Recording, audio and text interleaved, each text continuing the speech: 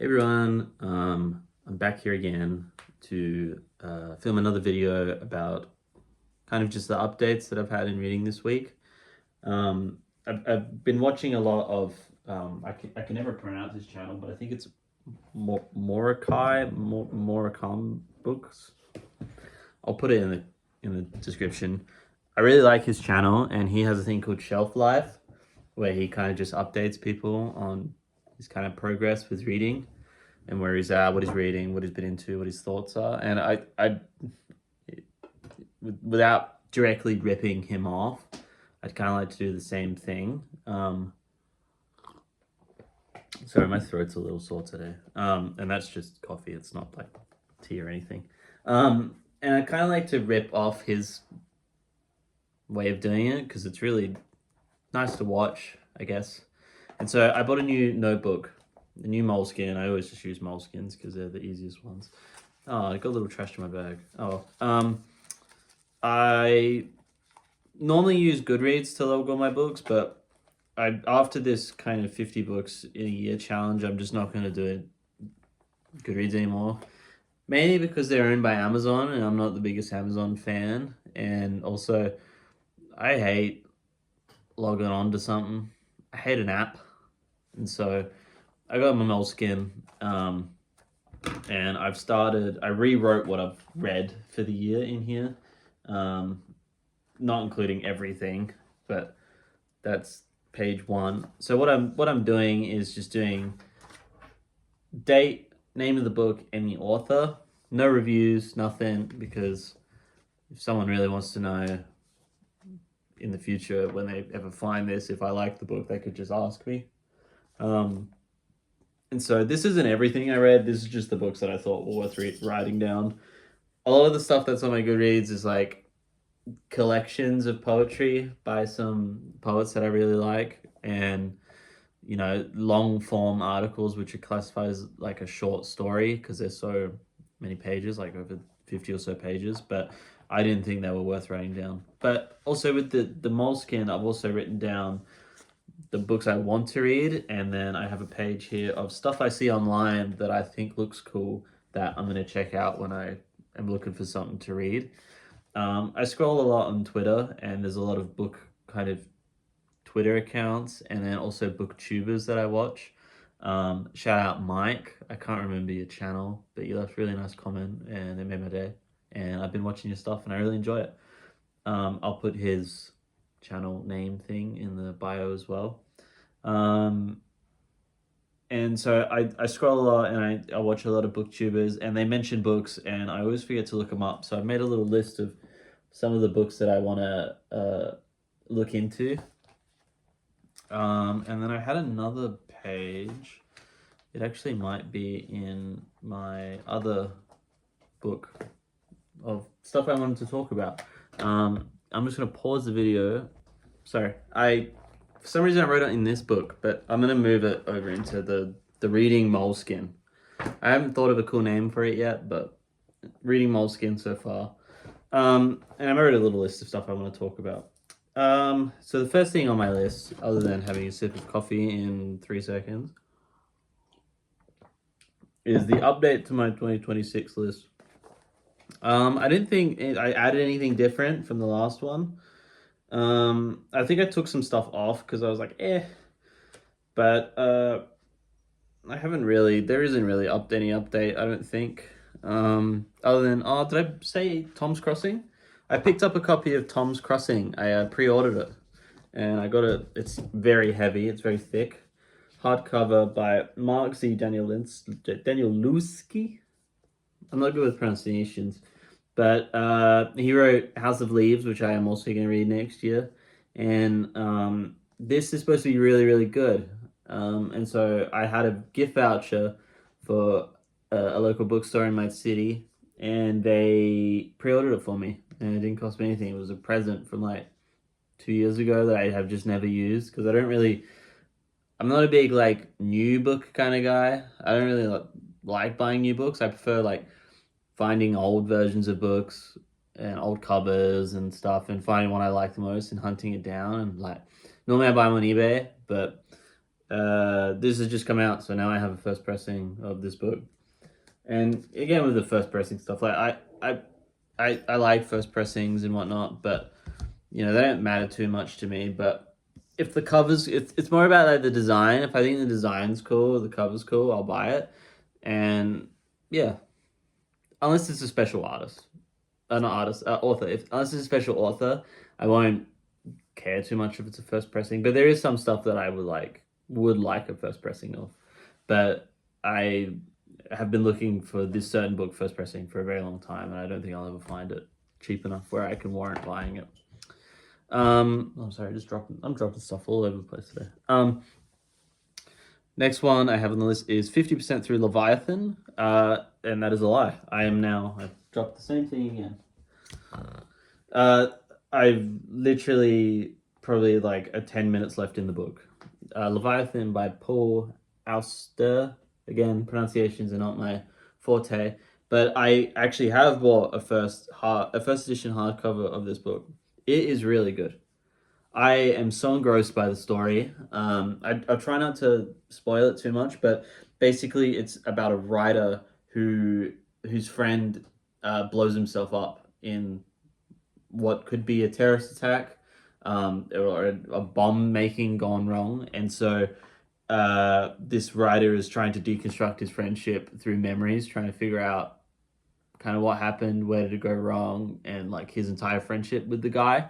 The characters are really, really, I don't know how to say it, but like they have such a depth to them that they feel real. Like at points in this, I looked up if this is actually like a pseudo biography because it feels so real.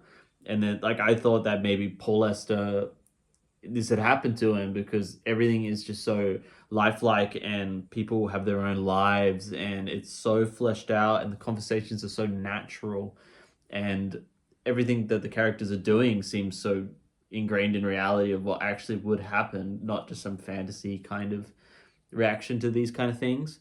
And I am so glad I read it. I'm so excited to read the next books. I think I'm just gonna read a bit more Paul Auster. I'm so obsessed with this book. It's so good.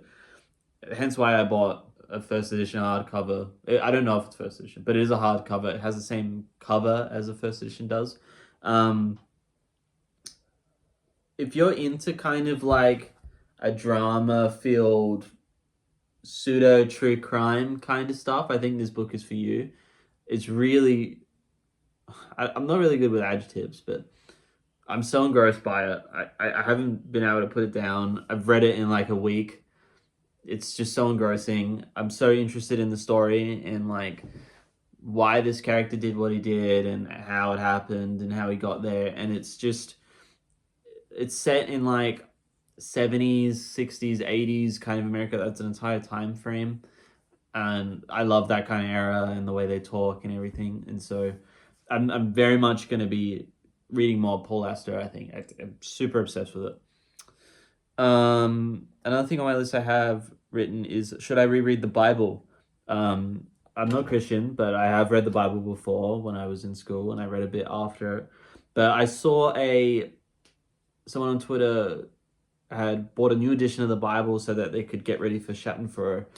And I haven't read it yet, obviously, but I want to read it and I want to really enjoy the read. So maybe I should reread parts of the Bible. And that was a thought I had. There is a new Penguin edition, which the cover was really cool, which I might pick up if I can get a copy of it. I don't know. I don't really have much to talk about in this video. I do have like kind of like a whole of pile of books here off screen, which is kind of my, maybe one day I'll read them, but I just bought them because they were there. I guess I can kind of go through that now. What do we get? 9 minutes. I can probably go for a couple of minutes. I'm not going to do all of them, but I'm just going to do some of them, and I might just blast through them real quick. Picked this one up in Sydney. This is American Rust by Philip Mayer. The cover's really cool. I had a quick flick at the blurb, the inner blurb, and I really liked what it was talking about, so I have that. No idea when I'm going to read it, but that one. White Jazz by James Ellroy. I have the other LA Quartets, and this was the only one I didn't have. Have not read this. I've only read Black Dahlia. I liked it. Didn't love it, but I liked it, and I think I'll read more of it. The Complete Book of UFOs and Investigation of Alien Contacts and Encounters. I really like kind of conspiracy. I call them schizo books because they're kind of crazy. Like I have heaps of UFO books, heaps of like ridiculous conspiracy theories that I don't believe in, but I love to read them because they're just crazy. I do believe in UFOs, and I love anything alien related. I want to get a copy of a book called Dolce Base, which is written by the son of a cop from Roswell. Uh, I really want to find a copy of that. What else do I have? I have a copy of The Corrections by Jonathan Franzen. David Foster Wallace really enjoys them, and Don DeLillo, two writers that I really like. And I think I saw a picture of someone having this on Twitter, and it looked good. I had a quick look at the blurb. It looks like something I'd enjoy, so I got this. I got this ages and ages ago. I can't remember where I got it, but I got it somewhere in my city. I think it was in my city. Again, no idea when I'm gonna read it, but yeah. And also, what I wrote it down was Kobo versus physical books, and so that's something that I kind of get a bit conflicted on. Um, Obviously, I work a full time job, so it's hard to carry around like a huge copy of a book all the time. And my bench at work is not huge, and I don't want to take up too much space on there. So like something like that, or like the monster that Infinite Jest is. Like I don't want to take up too much of space, and it's just hard to you know carry that around. So I do use a Kobo. I do prefer using physical books over though. My eyes are not the best anymore, and so I there's something so tactile and nice about just having a hand, a book in my hand and being able to like flick back and forth between pages quickly. Um, and so I just kind of prefer physical books, but when I have massive books like 2666 or Schadenfreude, whenever I read it, having the Kobo is a lot easier. And I don't pay for the books on here, but I always go out of my way to buy a physical version of the book if I finished or really enjoyed the book. Even if I didn't finish it, I'll go out of my way to buy the book because I do feel a bit guilty. Like something like Ant Kind. I've downloaded this on my Kobo and I've had it on here forever. And then when I was in Sydney and I saw this, I picked it up because I was like, I've got this on my Kobo. I better buy it because I feel guilty about downloading or acquiring books without paying for them. But for me, it is just handy having the Kobo rather than having to lug all these books around. That's something else I can talk about. And it's a good way for me to try out books without having to buy them. If I get past like 50 pages and I'm still reading it, I'll buy it. But if I don't get past 50 pages, I just delete it. It's just the book wasn't for me, and I don't want to waste my money buying a book that someone else might want on a shelf somewhere. You know what I mean? And so that's just something I've always done with everything, with music, movies. If I download it and I enjoy it, I'll go out of my way to pay for it. What reminded me was I read Helen Garner's This House of Grief. Incredible book. She has such a voice writing. It's a true crime book about a case that happened in Australia, about a guy that drove his car with his kids into a dam and whether or not he was guilty or innocent. And the book is, she is an unbiased journalist that sat through the entire trial, listened to everything, saw everything, and just documents it. And so she doesn't give you any unbiased opinions. She doesn't give you her opinions. And sorry, she doesn't give any biased opinions. And she doesn't give any opinions of what she thinks. She talks about how she felt, leaving the trial and going home and like, oh, I feel a bit like this. But the book was really, really engaging. It took me about 3 days to read it because I just really could not put that book down. It was so engaging. And I tried not to Google anything about it because I didn't want kind of the verdict spoiled, even though it happened 20 years ago now. And I vaguely remember it, but I have no real recollection of it. It wasn't, it kind of was big news in Australia at the time, but not like O.J. Simpson level huge. But that was something I read. as well, and I really, really, really enjoyed it. And if you're into kind of true crime without like gory details and just like the kind of a, what do they call it, like a paper trail thriller like they do in movies like Zodiac and Spotlight, how it's just kind of following a paper trail and kind of paperwork movies, that's what they're called. um if you enjoy that kind of stuff, this book is really good. And it's a good like little insight into Australian culture a little bit. um but I read that, and I also read Post Office by Charles. Is it Charles? Sorry, Charles Bukowski. My first Bukowski, loved it. Incredible, really, really incredible. His writing style's really engaging, even though some of the themes in it were a bit like, whoa. I really enjoyed it. I'm gonna read more Bukowski. I kind of don't know what to read after Post Office. I kind of assumed that was the first one everyone should start with, and I read it and I loved it. And now I'm kind of like, where do I go from here? But currently, I think I'm got 3 books left to read for the year.